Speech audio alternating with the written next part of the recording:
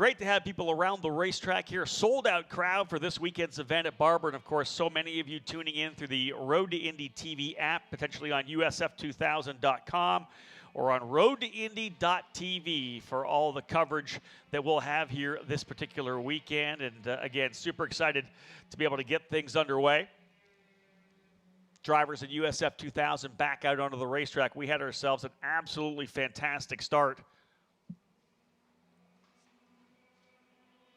We'll have a quick look here as the drivers are getting rolling onto the racetrack. Yuven Sundaramurthy on top of the charts in the opening session, and had to do so with some different circumstances. Able to turn the fast lap of the race late in the fast lap of the session rather late in the run, but he also spun with about 3 minutes to go over in turn number 13, and in doing so brought out the red flag. He loses his fast lap for that, but still had a banker lap in that was his second fastest lap, still quick enough to put him 14 thousandths of a second ahead of Prescott Campbell. During the show, I said, hey, you know what? He's going to fall down the order, but that second quick lap, very impressive for that young driver as well. So Yuven Sundaramurthy will be on the pole for race number 1 tomorrow morning at 8 a.m. Prescott Campbell from D-Force Racing in the number 11 will start on the outside of the front row. First ever front row starts for all of those drivers.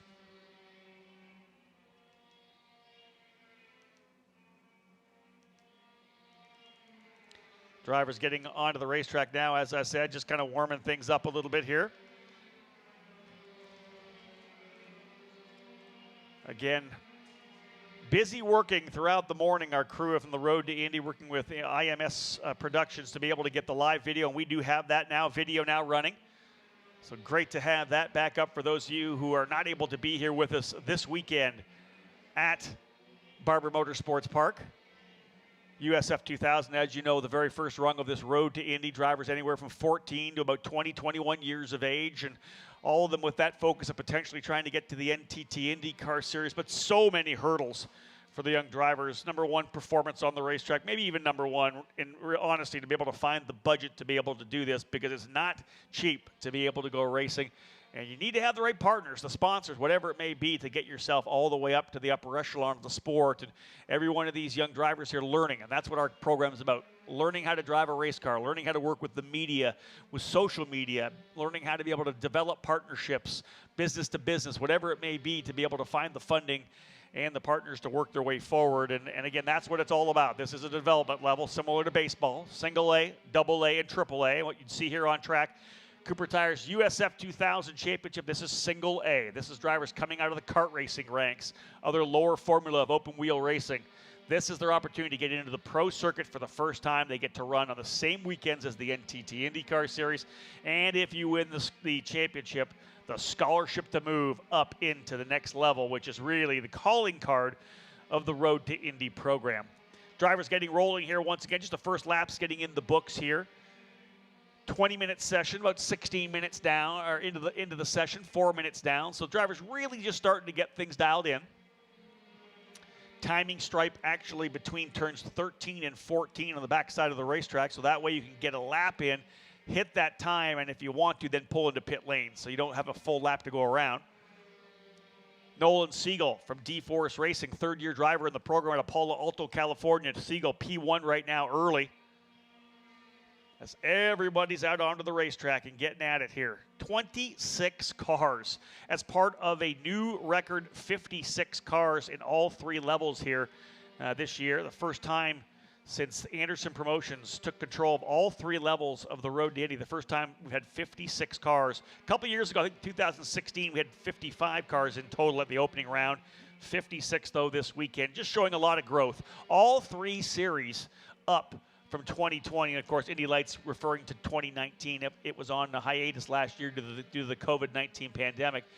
USF 2000, exciting to see 26 cars. We almost had 30. There was a number of cars, and we're definitely going to have another car back next week. I won't say who it is. That announcement probably still to come, but we could have 26, 27, maybe 28 cars at St. Petersburg next weekend. Indy Pro 2000 has been just tremendous in the growth since we brought the new car out in 2018. Into the 4th year with that car, 17 drivers in Indy Pro 2000. And the return of Indy Lights may be even the most exciting part of the weekend. 13 cars in total. We'll have 14 at a number of races this year with a partial program that will be announced soon. So we are very happy with the momentum we have right now here in the road to Indy. Nolan Siegel on top, 2 laps in. Josh Pearson from Pabst Racing, second year in the program, just 15 years of age. Pearson now in the second spot. Prescott Campbell in third, Josh Green fourth, and Christian Brooks now rounding out the top 5.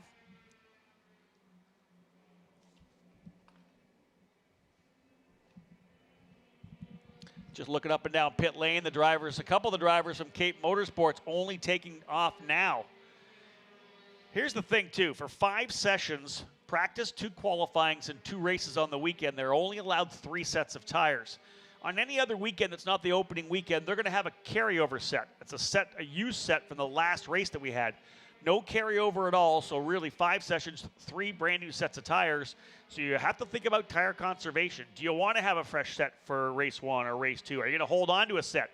To do so, you're likely going to have to sit out some sessions. We saw that yesterday in practice. I think we only had 11 takers here in USF 2000, only 4 in Indy Pro 2000 to take to that session. Indy Lights didn't have that opportunity. They have 4 sets of tires, so everybody onto the racetrack. Well, that's what's made things so interesting. We had a test session yesterday morning, a couple of test sessions for USF 2000 and Indy Pro, right into practice for Indy Lights, so they have 4 sets for the 5 sessions. So that's kind of changed things up a little bit. As I said, the drivers from Cape Motorsports staying on pit lane. Maybe just coming in for half a session here. Normally, they would be able to potentially go back out at a used set to get a comfort for the track a little bit. They've made some adjustments, of course, from last qualifying. The driver giving feedback, sitting down with the engineer on the debrief. Hey, let's try this different. We'll try this different rake on the car. We'll do a little suspension change here. We'll go out on used tires. You tell me how it feels. We'll come back in. If you want an adjustment, we'll do it. We'll throw on the fresh tires. Always bring more grip, and away you go. That's the difference when you don't have that carryover set. So it's changed the strategy a little bit here this weekend in terms of qualifying and the races. Drivers now getting their 3rd and 4th laps down, and Kiko Porto, D-Force Racing driver who scored his first victory in USF 2000 at the finale last year at St. Petersburg. Porto now P1 for D-Force, as I said, 121.570. Miles Rowe now to the top. Miles Rowe in the Force Indy machine. Great run here early.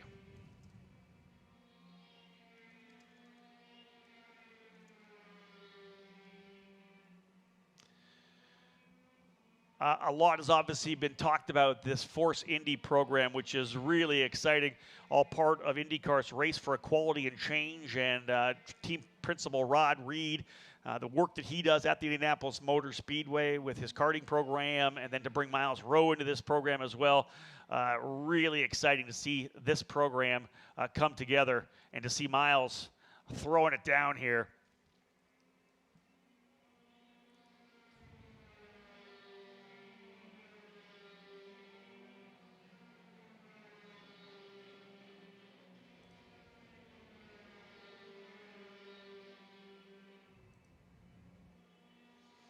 Miles named the team driver back in early February.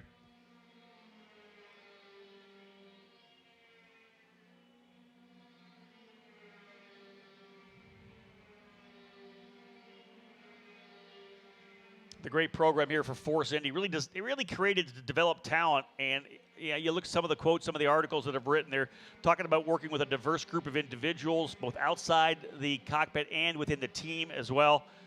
And again, working with Rod Reed, this is a really great program, part of the Race for Equality and Change. And it's just, it's really exciting to see what's going on here. And Rod Reed and the whole team providing a lot of opportunities for some people to work their way into this Road to Indy program, potentially into the NTT IndyCar Series paddock as well.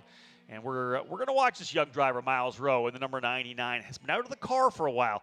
Came out of karting, went into the Lucas Oil School of Racing, but able to focus and get himself back, having met Will Power. The story behind Miles Rowe and Force Indy is so interesting, that he was racing a kart at GoPro Motorplex in Mooresville, North Carolina, where Will Power likes to pound out laps to keep himself in shape. Met Miles Rowe, said this kid's a talent, ended up putting a deal together with Roger Penske where Miles tested with Cape Motorsports at the Indianapolis Motor Speedway last year.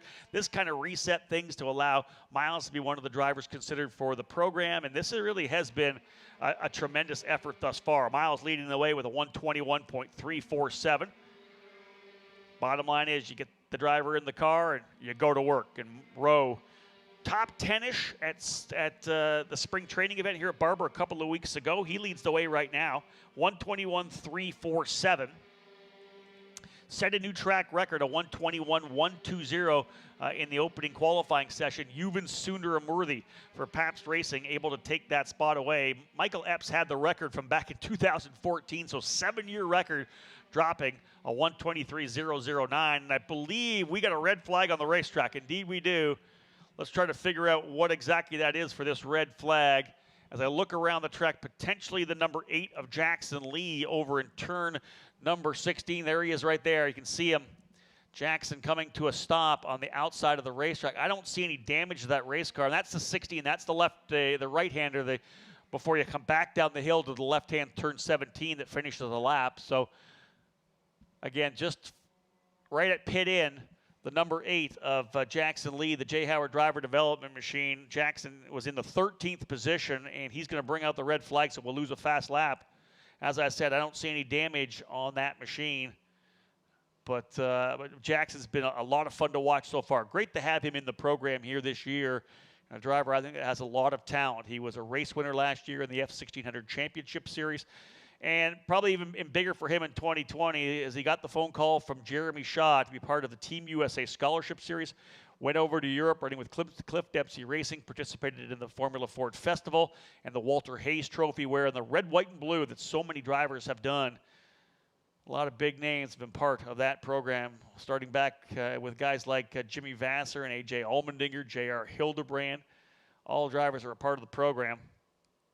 So it looks to me like that engine might have just shut off. They're going to flat tow him back in. He's got the hook on. So they'll bring Jackson back in. They'll be able to plug in and find out what actually happened to the power plant of the number 8 and get him back on the racetrack.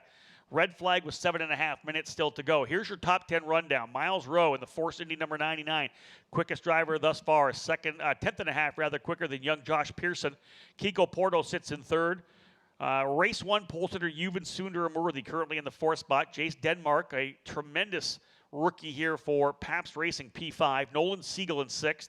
Thomas Naveau, another young rookie for Cape Motorsports out of Canada, in the 7th spot, number 2. Prescott Campbell will start on the off pole for race 1 in the number 11. He's 8th. Christian Brooks had just turned his fast lap.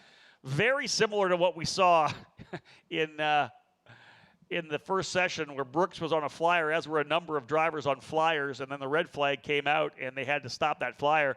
Brooks was quickest there on lap number 9, or rather lap number 4 for him, as he waited a bit into the session. 6.5 minutes still to go. Brooks is 9th. Eli Navarro, Lucas Oil School of Racing champion from 2020, bringing the scholarship there to run with D-Force Racing. He's 10th. Peter Vodanovic and Billy Fraser, the 2 drivers from New Zealand, 11th and 12th. Vodanovic for J. Howard Driver Development, Fraser for Exclusive Autosport. Then it's Michael D'Orlando for Cape Motorsports in the number 4. 4th in the championship last year, definitely a championship contender.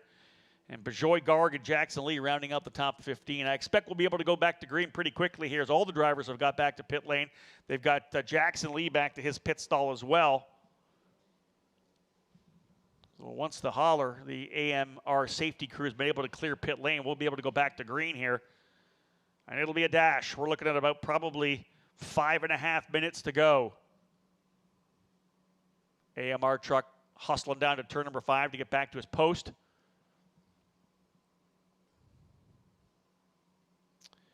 USF 2000 will be followed by Indy Pro 2000, then Indy Lights. A full look at the Road to Indy presented by Cooper Tires. Scholarships available, of course, for all the champions. And you'll see some of the cars out here with white, black, and then red. Actually, white and I think midnight blue potentially on the Indy Pro 2, or in the USF 2. The Indy Lights car has the midnight blue. I got to get the exact colors. But that's the scholarship colors. Scholarship for Eli Navarro, coming from the Lucas Oil School of Racing into USF 2000. USF 2000 champion from last year, Christian Rasmussen, wearing that color scheme in Indy Pro. And, of course, Stingray Robb, who was able to come on mid-season in Indy Pro last year, wearing those colors in Indy Lights for 2021. Miles Rowe leading the way, as we have already said, a 121.347. Lap number 4, the best for him. He's turned 7. Simon Sykes waiting to go out here, making sure he's got lots of gap on the racetrack. Simon Sykes currently in the 23rd spot.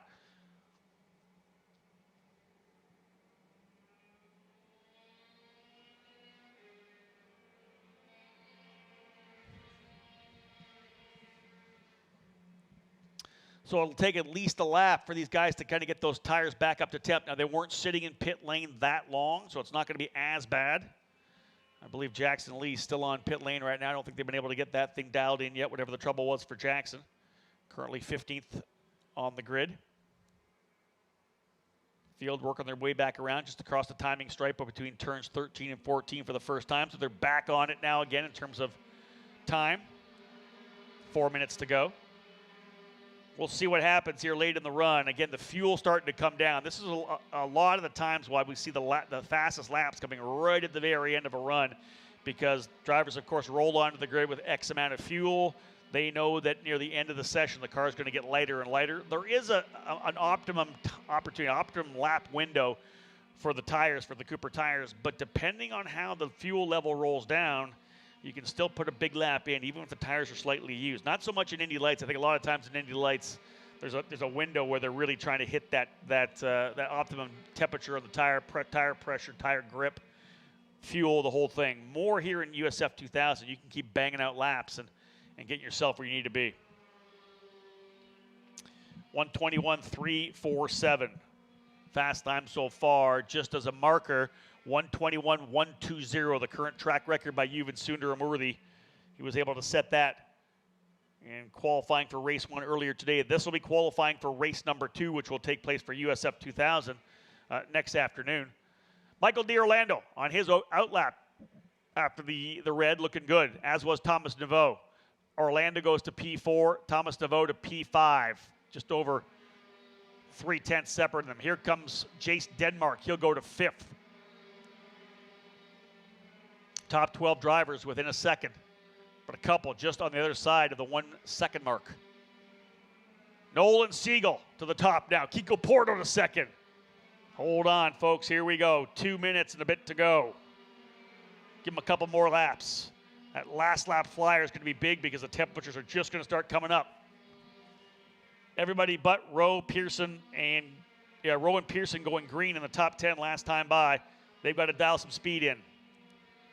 Nolan Siegel in the D-Force Racing Machine, P1. His teammate Kiko Porto, P2. D-Force, one of the strongest teams in USF 2000 at the end of the 2020 season, and they have picked up where they left off. Cameron Shields, who run Indy Pro for them this year, should have won a race last year at the finale, but had an electrical issue that put him on the sidelines. Kiko Porto was able to get that win. So D-Force looking good here. They are now 1st, 2nd, 8th, and I want to say 15th with Eli Navarro, the rookie. Sigo. Here comes D'Orlando to 3rd. Green is 5th behind Rowe. Spike Kohlbecker now. Kohlbecker now goes into 8th. Josh Pearson up to 3rd. Hold on. 1 more minute to go. Lots of shaking and baking. Everybody grabbing more speed. Christian Brooks topped the timesheets at spring training. He's back in 10th right now. Hasn't turned a quick lap yet here in the second group. He's working his way behind Eli Navarro now. What kind of a gap does he have to Navarro? That's tough when you got a car a little bit slower in front of you. Let's look at the gap for Brooks.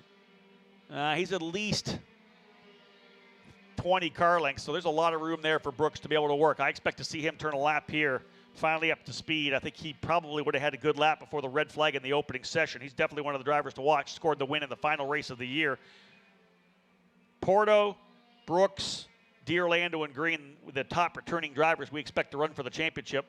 There's Yuven Sundaramurthy in the number 22 machine. Yuven, of course, pole for race 1.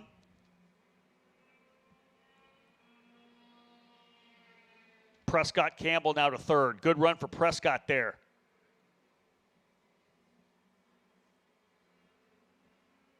Dylan Christie up to third position as well for Turn 3 Motorsport. What a good run here for Dylan Christie, runner-up in the F1600 Championship Series last year. Great shot of the drivers working their way through Turn 13 here. Very quick corner. Number of drivers heading to pit lane as the checkered flag has flown. Prescott Campbell goes to second spot. Prescott Campbell to second. Christian Brooks able to improve up to seventh. He will not be happy with that at all. Make that down to eighth for Brooks as Josh Green pips him. Miles Rowe back to fourth. Good run from Miles Rowe, back to fourth position. So here's your top 10 in USF 2000. Nolan Siegel on the pole, his second career USF 2000 pole after scoring one at New Jersey Motorsports Park. Last fall, Nolan Siegel, a 120.979, and that'll be a new track record as well, indeed. A new track record for Nolan Siegel, 120.979, 7 thousandths of a second quicker than his teammate Prescott Campbell. How about a D-Force 1, 2, 3? Nolan Siegel, Prescott Campbell, and Kiko Porto into third. Miles Rowe for Force Indy. Shout out to Miles and the Force Indy crew. Impressive. The number 99 back up to fourth position. Dylan Christie ends up in fifth. Josh Pearson sixth. Seventh, Michael D'Orlando. Eighth, Josh Green. Ninth, Christian Brooks. And 10th was Jace Denmark. Spike Kohlbecker ended up in 11th. Thomas Naveau in 12th. Billy Fraser 13th. Andre Castro 14th. And Yuvan Sundaramurthy. How's this for change of pace? P1 with a new track record in race 1. 15th. 7/10 back here for qualifying for race number 2. Man, some work to be done there for sure. But for Nolan Siegel, big one for him. Qualifies on the pole, an all D-Force front row for USF 2000. I'll tell you, a lot of racing still to come. If we look briefly here at what we've got tomorrow, they'll be on track for race number 1, a 20-lapper for USF 2000 at 8 in the morning. They'll be the curtain call, and we'll break the silence here trackside. They'll have their first race of the 2021 season at bright and early at 8 a.m. They come back again at 3:50 in the afternoon, right before IndyCar qualifying. They'll be on track for a longer 25-minute race to cap off the doubleheader. USF 2000 done tomorrow, and we're going to see which drivers stand on top of the podium when it's all said and done. As I said here on Friday, working our way through the road to Indy. USF 2000 qualifying for race 2 done. We're just about maybe 12 to 13 minutes away from getting things underway for Indy Pro 2000, their qualifying session. And we'll cap it off at 3 o'clock with Indy Lights. Again, the road to Indy here at Barber Motorsports Park, kicking off the 2021 season.